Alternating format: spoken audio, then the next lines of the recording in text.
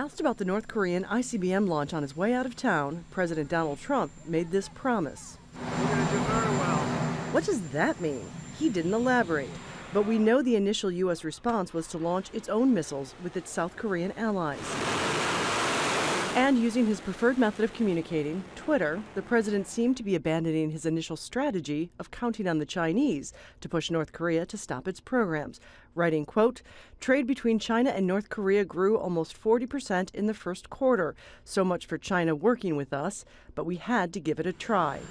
So what's next? The Trump administration recently sanctioned a Chinese company and individuals for doing business with North Korea. Those could be expanded.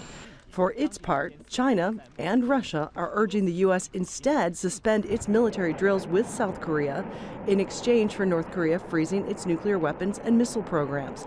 That is something experts say has worked before. It's critical to remember that in the past, the United States and South Korea have rolled back these exercises in order to engage with talks in North Korea. That happened in the 90s, and it was very successful. We had an agreement with North Korea that halted their fissile material production for nearly 8 years. So that's one thing, that's one reason why the United States really should consider this option.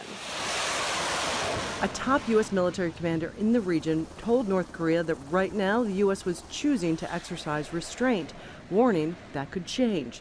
But the top military man, Secretary of Defense Jim Mattis, has made clear that is a war he doesn't want. It will be a war more serious in terms of human suffering than anything we have seen since 1953.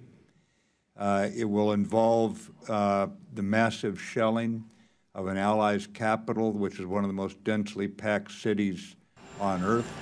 The president has said the era of strategic patience with North Korea is over. What isn't clear is what comes next. Patty Culhane, Al Jazeera, Washington.